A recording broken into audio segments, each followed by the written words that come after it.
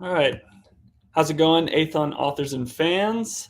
We got a couple books today, and then we got Theo Hodges with a brand new amazing series that I'm very excited to read. That's been going on for a little while, but we already have two books in the series pretty much primed and ready to go, and even the second book's ready for pre-order. So we're going to enjoy talking to him about Dreadlord Wizards. But first, we're going to talk about a box set that is being released today. We have Last Resistance. And this is a 3-book series by Haley Stone. And I'm just going to do the quick paragraph description. Rona has battled the malevolent AI intent on wiping out humanity since the first machinations began, until she's killed during a rescue mission gone wrong. Now Rona awakes to find herself transported to a new body, complete with her DNA and her personality. She's a clone of herself, except for her missing memories, some of which could potentially turn the tide of the war. So I had someone say that the first chapter kind of ends up feeling a little RoboCop and Athon Flux, and there's a couple things in their reviews that made it definitely sound like something interesting that you should pick up if you are into those types of series. So next up we have Relics of Utopia. Oh, come on, click. Well, there we go. It was frozen up for a little bit.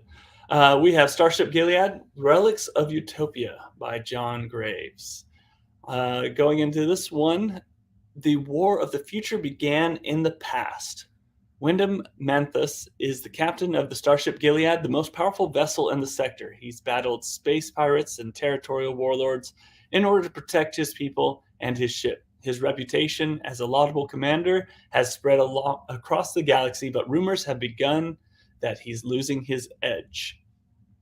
So if you want to take a look at Relics of Utopia, we love our military sci-fi authors, and we have a lot of really high-quality ones that really kind of pull you into that environment. And I've been starting to read a couple of those and really started to get into the genre. So next up, we have the amazing Theo Hodges, who has Dreadlord Wizard out today. Welcome, Theo. Hey, thanks for having me. Yeah. I totally lost you. I have 6,000 tabs up and I am staring at other things. So circulating through tabs. I do that on There it occasion is. while I'm noting. I'm like, got to get to the right one. So looking at my. Come to the voice. Thanks for having me, John. Yeah, You you're do a great very job with the show. Thanks for making time for it. Yeah. I used to host podcasts. I know it takes a lot of time, and it also takes heart to care about the community. And so I hope people appreciate what John's doing. Thank you very much. I appreciate it. So, I mean, I've really liked getting to talk to authors. I like hearing their advice, seeing as I'm writing some books of my own. And then, of course, we have such amazing books that are coming out, and I get to talk to some amazing people. And I am very excited. Oh, looks like you got disconnected. All right. Well, Theo disappeared for a second, so we might wait a second for him to come back on so he can talk about his book. Oh, there he is. Where'd you go, Theo? Log in so I could enter comments, but then it just took me out and asked me for my firstborn child, and so I don't know. Sorry. Hey, Christopher, welcome to the stream. He likes your T-shirt. So, all got right. my Athon Books shirt. Good job, Steve, designing those. Yes. Steve is an amazing designer. So let's talk Badges of Dorkdom. Now, is Dorkdom and the word dork intentional there? Or yes, it is a kingdom built by a dork. So, and he earns badges for his dorkdomery. So that's the series title. For the dorkier he is, the more accomplishments he makes. Huh? Yeah, excellent. And it's the main character here is that dork. Yes. So his name is Kenny. He is a future college dropout, as I affectionately call him. As we start off, he likes fantasy books. He's in college. He's not doing great, and he gets portaled into this realm where essentially sorcerers who have the ability to invade other worlds have opened up a battleground area so between the world that he goes to and Earth. So he's pulled in. Um, there are rules to this game, even though it's real life. There's rules to both sides of the magic powers, the invaders and the defenders. The defenders can recruit non-military, non-leaders from the invading planet, or the planet that's going to be invaded, because it wouldn't be fair for, 4-star general to be thrown into this. I mean, just dominate. So we have Kenny, very much not a 4-star general, but he's got a good heart and he's going to try really hard. If he fails, his home and his family will be invaded, and so he's got plenty of motivation to learn things. Excellent. So this one, you've been working on for a while, and you have quite a few books already prepped and ready. How many books in are you at this point? Yes, there's 3 books in the trilogy. That's complete. There is a prequel book that's also written. We'll see. I would like this series to do really well so that we can do the prequel. There's a side character who is a paladin dragonborn, and she gets a sword that she calls Sternblade. So a bit of my Dragonlance love for her character. So there's 4 books that I've written. We're going to release book 2 in June. It's already up for pre-order.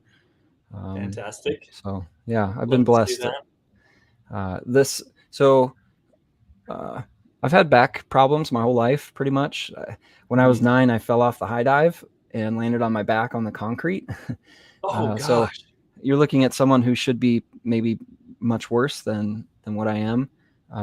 Had some car accidents as a teen, and so anyway, a few years ago, I had spine surgery, and in the recovery of that, I had just written some science fiction that was more serious, and I needed something that was lighter, but also fun and exciting, realistic. And so I thought about this character that ended up being the lead, Kenny, just because I think he's funny, and I think that he's fun to follow, and I also, so I'm like, if I could do anything I want, I would like to write a new Raceland, like a new, my version of Dragonlance, because that was the first fantasy book that I read and just fell in love with fantasy since then. So I thought, well, what if this future college dropout gets a chance to become a powerful wizard? And from there, then it was like all these other characters come in, and I just had a lot of fun. I think I've talked to a couple people recently whose entire series was based off the character idea, which is funny enough. That's kind of how I came up with the series I'm working on. Is I just had a funny idea for a main character, and you write the story around them. Mine is lit RPG. A guy wakes up and he gets the power of a wizard, and he's completely disinterested and is annoyed by it because he is completely against video games and all stuff that wastes time. And his parents basically raised him like a one of those super cultish homeschools, which I'm very familiar with. So, so I think yeah, that style probably lends well to aspiring authors. Is first find your main character. So what is your style of writing? Hedging from there, do you kind of do an outline, or do you kind of let the story write itself as you go with your system? Yeah, and that idea sounds great, John. I think you should keep up at it. I like that.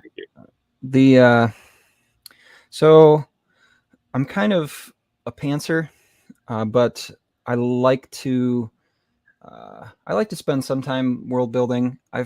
I've struggled because I get really impatient with starting the story, and so I could just write the first scene. There's magic there when you come up with that first scene to a book, and maybe it's not the one that ends up being there at the end, but the life that comes from meeting the character.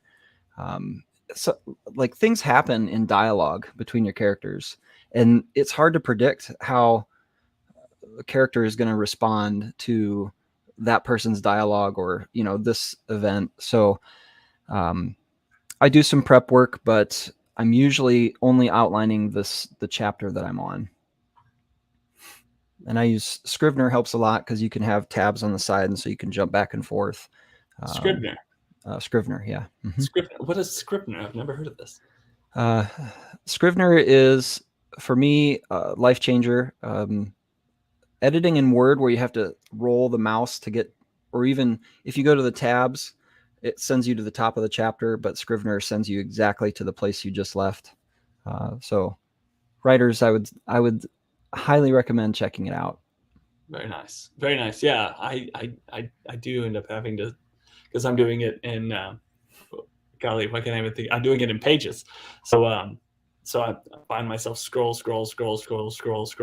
Where is that thing? So Mm-hmm. I'm gonna check that out. So for the sake of people that might not be familiar with, I feel like sometimes we have trouble. It's almost evolving this genre into different things, into different names. We have Gamelit, we have Limit RPG, and I've always assumed that Gamelit was, teleported into a game world specifically, and Lit RPG is everything else. Can you kind of help us with the genre titles Mm-hmm. here? I've only learned from others, so I'm not the expert. But Gamelit I see as the bigger category, and underneath that is Lit RPG, which I see as more specific as far as the game notifications go.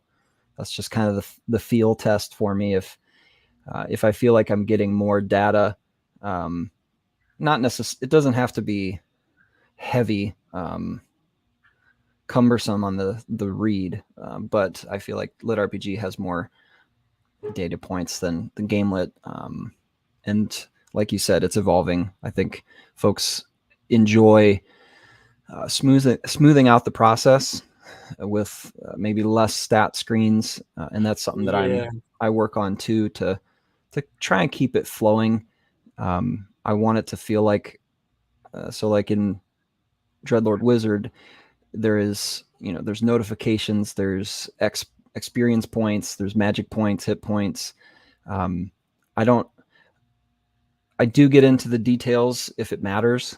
If the hit points are lower, the magic points he used a lot, or how much, so that the reader can make sense and feel like they're sitting in it. That they're sitting yeah, in Kenny's body and experiencing that. yeah.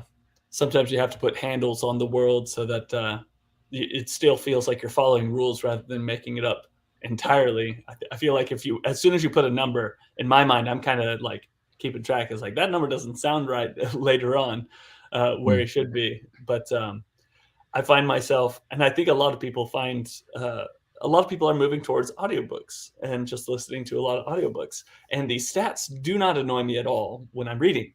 But when I'm listening and I hear these notifications or these entire stats go for 2.5, literally I have a 30-second fast forward and I'll hit it 3-4 times and it's still going. And I've learned to like listen. I was like, is it getting close to the end of the stats? And I'll skip. And then I was like, okay, maybe about 10 more seconds of stats and then it'll get going to this to it again. But I think we're writing it as authors, we're writing. So it's easy for people to scan and get the relevant information and skip right past it. So it's not nearly as bad for readers.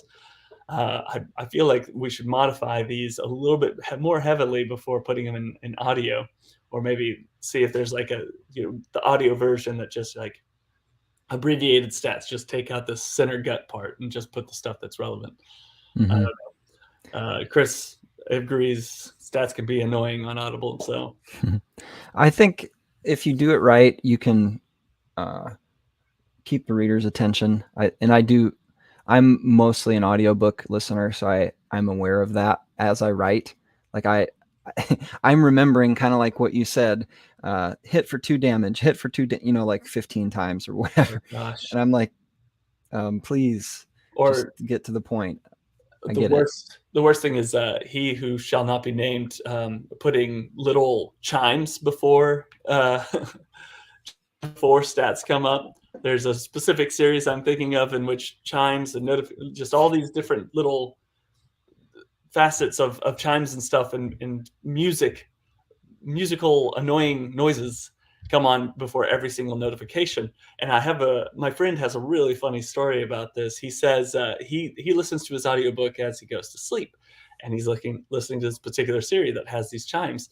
and his wife is already asleep, and he's just listening to it, and she wakes up at one point and he's fallen asleep. It's like, who is texting you at 1 in the morning, thinking Uh-oh. this like he's texting with somebody, and he's like, oh gosh, it's my audiobook. So Yeah, anyway, we don't have any of those, but we do have Peter Burkrot, and he is amazing.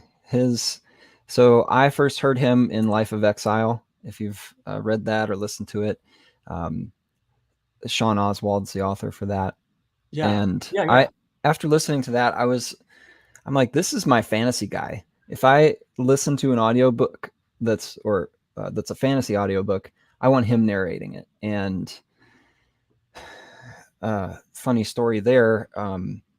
I guess he picked my book from a list, and so Oh, I'm so cool. honored that he, looked at me, Theo Hodges, no name guy, Badges of Dorkdom. What was he thinking? But he's a funny guy, so maybe he liked that. That's Uh, good.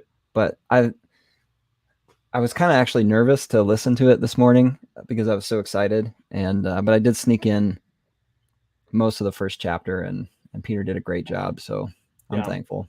Steve and Rhett have done a great job, sort of picking Mm-hmm. out the audio talent, and I feel like our audio talent has brought up the game just massively. There's not a book I listen to and think this is not a very talented and experienced narrator. They Mm-hmm. always go with very talented, experienced narrators for their books, and I mean, I think there's several of them that have hit close to number one or number one on Audible before, because Mm-hmm. they do such a good job with that communication. So anyway, Yeah, I love Steve and I Rhett are love great. audiobooks, and I Mm-hmm. hope that RPG. It's almost like the video games that we're transferring from 2D to 3D. This is kind of awkward. It's like Lit RPG needs to do a little bit better job uh, figuring out how we can soften things out for the audio. So maybe we Mm-hmm. can fix that right here, right now. So Well, yeah, we'll just Peter come up with Peter a plan brings for the the A audio. game. Don't worry. Yeah. So what are some piece of advice you have for the aspiring authors that which we have so many of, or people that are actually working as authors and want to get their series out there? What's some advice you have for some of the lit RPG guys, um, as far as systems and stats and character building? Sometimes Mm-hmm. people complain because as the series goes on and on and on, it becomes less. There's less to explore, and so it becomes about the character that hasn't been built that heavily. It becomes unbalanced. Um, what are some Mm-hmm. pieces of advice you got for them? Sure. So, one thing I would say, stick with it. If I bring anything here, uh, I'm someone who has been rejected by Athon and wrote a new series, and this is it. So, uh, it is tough to write and come up with ideas that are going to be enjoyed by someone else, because we write what we want. And with this Dreadlord Wizard, I just had fun with it, and I would just recommend folks doing that. Why not? That's why you wake up 4 in the morning to do writing, to have fun. And Mm, so uh, for me, I mean, this is like book 7 or something like that. So I've growing more comfortable in my author voice. Um, with this, it's just natural. Him and his, so he's got this game master, Jerry, who is not enthused about being in Kenny's head, because being in Kenny's head, he knows all of his thoughts as they happen. And so he gets grossed out sometimes, or he teases this guy Kenny because he's a dork. Um, so just having fun, and I think reading a lot in the genre and seeing what works well. I think humor works really well in lit RPG. It's just fun, and so thank you to the authors that I've read and that have inspired me and showed me how fun this can be. So I read and I write and try and have fun, and I stick with it because like Steve said, I just needed a new world. I had been rewriting a series for like 7 years. I rewrote it so many times, and it just I needed a fresh start. So that's Mhm. what this is. Yeah, it's always fun to start a book. It is difficult to continue and complete a book. I'd Mm-hmm. have to say it's funny because it's like my first book. I started it and then I just hopped over to a different world that I needed, and then I started getting the people in there that were giving me advice like keep going, keep pushing through, reread it and see what you did wrong. And so it's good. So yeah, push through if you've got something that you think you started well. It's and it sounds like you've got something amazing here because I know that you've had plenty of test readers at this point that have given you phenomenal feedback. Mm-hmm. So we are very excited to read it. Um, I'm excited to listen to it, especially with the amazing talent that we have. So thank you so much for joining. And let's see, you've got a book two in June already Mm-hmm. planned. So and then you've already got the series done. So that's one thing we're happy to say to our fans pretty frequently. It's like we've got a lot of stuff already done and coming, so you're not going to have to wait 3, 4, 5 years for book two, book three, book four, so on and so forth. You've got a complete series here. Don't be Mm-hmm. afraid to invest in it. So thank you, Theo, and looking forward to talk to you a lot more as more books come out. And it's I'm sure you're already working on another. Are you working on any new stuff outside of that? Another new. Yeah, I'm writing a new one. It's a lit RPG fantasy portal, similar to this, inspired by Sword and Sorcery and Narcos. So That sounds like a we good think it's combination. going well so far. Excellent. Yeah, thanks Well, for having me, John. I appreciate yep. all you do. Hi, everybody in the chat. Sorry I didn't get to say during the interview. Yes, the Dragon's Roost. We're trying not to kill Kenny. I guess it's been ingrained in me somehow. You Hey, hear Kenny, Chris. you just have to put the word death after it. You know? Yeah. All Kayleen. right. Hi, Well, Kayleen. Hi, Robert. Thanks, everybody. Thanks for yep. supporting my launch. Have a good day. Yep. Have a good one. See y'all next week. See ya.